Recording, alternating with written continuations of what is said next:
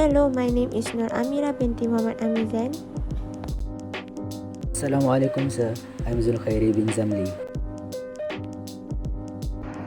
Assalamualaikum and hi, my name is Nurin Shaza Shafika. Hi sir, my name is Delki Lude. Hello, Assalamualaikum sir. My name is Muhammad Hafiz bin Harun.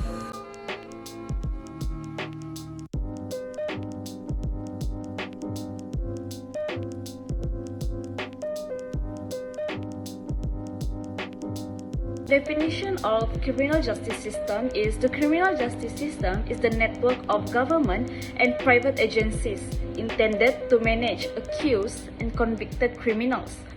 For the description, for the criminal justice system in Malaysia, they were based on two sets of written, which is written and unwritten law. Among the written are the federal constitution, together with the constitution of 13 states comprising the federation, legislation enacted by the parliament and state assemblies, and delegated or subsidiary legislation made by bodies under power conferred on them by Act of Parliament or state assemblies. For the unwritten law is the comprise of the principle of English common law adapted to local circumstances, case law, and local customary law. Muslim law is also important as it is applicable for the Muslim population and administered by separate system of courts. So the system that control it is the judicial system, which provide for the exercise of power by legislature, the executive, and the judiciary. The federal court is in Kuala Lumpur, is the Supreme Court, and then the head of judiciary is the Lord President of the federal court, and he exercises direct supervision over all court. Then the court can pronounce on the legality or otherwise of executive act of government. Then the second is law enforcement.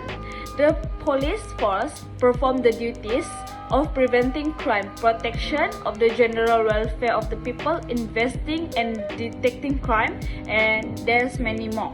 And then we will go to the crime prevention strategy, where the number of specific measures have been initiated and in recent years in the area of crime prevention. Basically, there are two main categories, which is those which come within the enlightened police function and those requiring community involvement.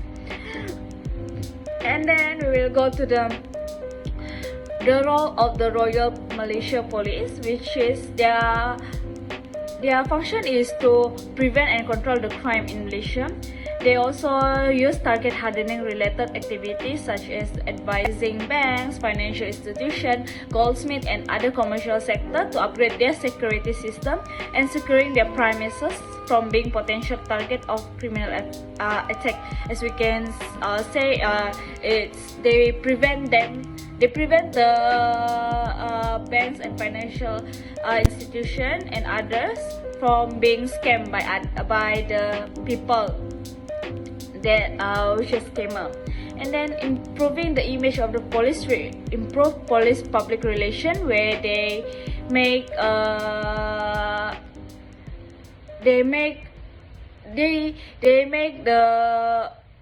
good relationship with the community, and the police officer are assigned to school not only to investigate any crime involving students but also as a guest speaker. So as we can heard many times there are a lot of police go to school and control the crimes at the school, and they also give a talks about crime and about the safety. And then deliver talks on the various components of the criminal justice system and on specific criminal matters. Last but not least is community involvement in crime prevention. So the most influential component in the criminal justice system in Malaysia. It is also can make a significant difference in the prevention and detection of the crime and the treatment and rehabilitation of offender. So that's all from me. Thank you. So I will explain about reliable data and statistics facts about the crime justice in Malaysia. So how is statistic and data used in criminal justice?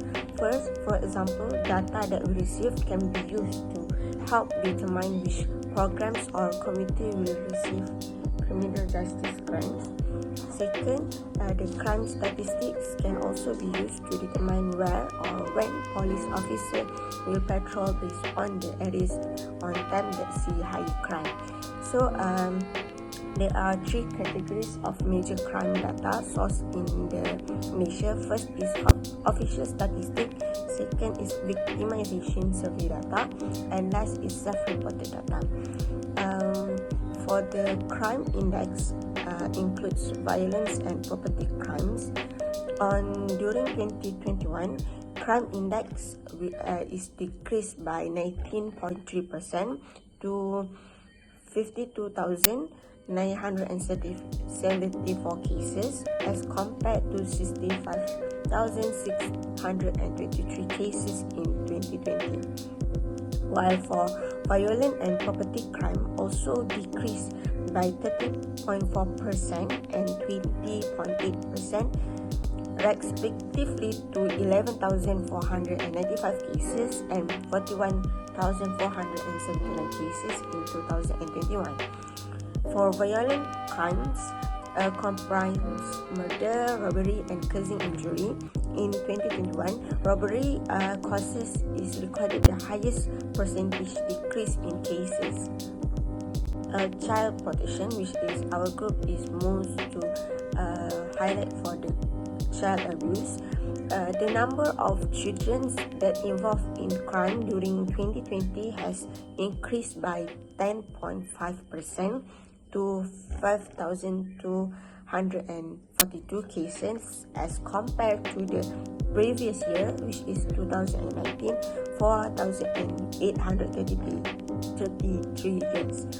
First offense increased by 50.7% to 4,916 cases, while repeated offenses recorded as decrease of 27.2% to 426 cases as compared to previous years.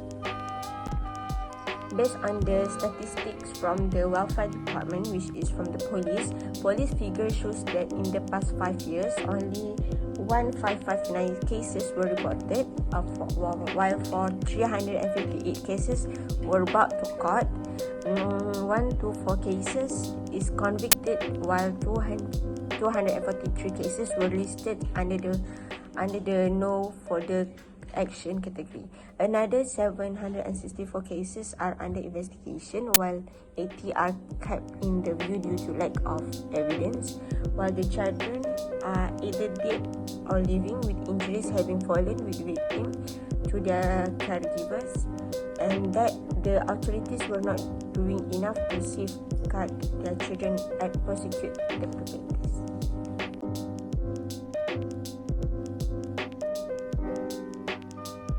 Alright, so now I'll be explaining about the facts and figures of the case.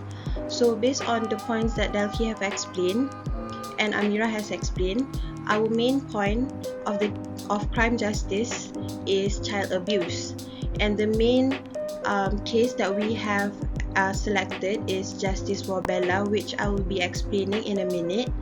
So the facts and figures that we have selected, we have choose from is from straight from the newspaper called New Straits Times, which is the main English newspaper now in Malaysia. We have chosen that as our primary reference because it gives out not one-sided truth, both-sided truth. So we have selected that as our main reference for the case. So right now I'll be explaining about the case Justice for Bella. So Justice for Bella is about a 13-year-old teenage girl named Bella who has Down syndrome, was tortured by a founder of a welfare home. She was tortured every day for 4 months. The founder has physically and mentally abused the victim every single day, taking out her anger on the victim. This founder of the welfare home is called Siti Bainun Ahmad Razali, which is the founder of Rumah Bonda, and she has ordered 2 witnesses to hold the victim down and make her kneel. The founder kicked Bella in the stomach and did not allow victim to drink any sorts of drink during the fasting month. Siti Bainun Ahmad Razali also fed Bella with rice mixed with vinegar, turmeric, salt, and other worst kind of spices that you could think of, and fed it to her, as well as she fed Bella with spoiled chicken during the fasting months. It's like that is how cruel I would say a human being can be. The crimes were allegedly committed between February and June 2021 at residential complex in Wangsa Maju.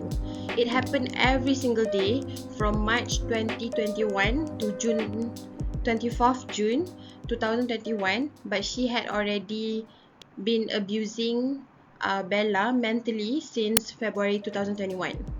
So my thoughts on this case personally, as a normal thinking person, as a normal human being, this act, this torturing, this abusing will cause someone to commit a crime. Every person, especially children, should be treated with love and care despite their health condition. No one wants to be born with a disease. But when this kind of incident happen in our society, it shows us that nowadays people do crazy stuff, crazy things without thinking of the consequences, because they take crime, they take the law something playful. So a social home, in my opinion, should be a place where sweet memories are created and where the people who live there provided with care, love and care, so that they can live a good life despite many of them has experienced a tragic moment in their lives since childhood. So all in all, I think this case, Justice Bobella, has been something that all Malaysians are taking note of, and especially parents, first-time parents, or parents with child with disability. They would really take this something as, I would not say trauma, but something to really take note of, so that in the future this does not happen again. And I really think that Siti Bainun Ahmad Razali should be punished for what she did, because what she did was very inhuman. And I will pass this now to Hafiz to explain the consequences. Thank you.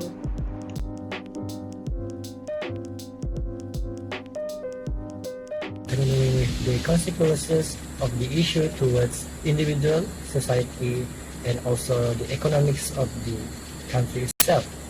So for the individual, there's 2 of them. The first one is the victim and the second one is the culprit. So as for the victim, of course she would be very traumatized, and she also may suffer a lifetime injury. And the worst case scenario is it would be her death. As for the culprit, she may be repeat the crime if she was not caught. Also, she should be blacklisted as a baby sister and be punished with appropriate punishment. As for the society, there is also 2 of them, the family and the public. As for the family, they should take the incident as a lesson for future. Also, the parents would be enraged because it was their choice to hire the babysitter. Also, some of them would even hold grudges against the culprit. The public is other than their family. They would think that everyone would be angry towards the culprit. The others would also think the parents should not hire a babysitter to care for their OKU children.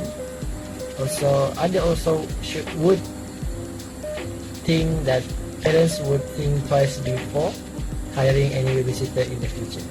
As for the economics, for the babysitting industry, the society would not easily hire a babysitter to care for their child, because after this incident, they would hesitate to even hire a babysitter or a nurse to care for their child that even not an OKU or older than the victim itself. So that's all for me.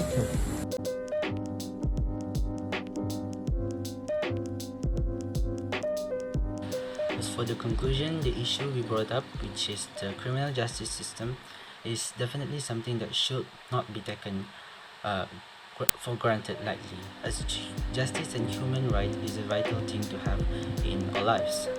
Without the light of justice, we live in violence, havoc, theft, and danger all around. Justice system in Malaysia is definitely something that needs to be stressed and looked into. Government should take action in order to prevent this immoral action from continuously happening and tearing the image of our beloved country. And people need to wake up and realize the injustice and fight for it, for the prosperity of our nation. These things will happen again if we do not learn from it. So the National Association of Early Childhood Care and Education Malaysia and other parties that involved in ensuring the safety of childcare should inspect all premises or activities every year. So those without a license should be penalized, and write articles about these issues to help people to take this matter seriously and encourage them to report if they see any suspicious childcare operation in their area. And parents should also be advised to carefully place their kids in any childcare and to visit their kids oftenly to check up their conditions physically and emotionally. Thank you.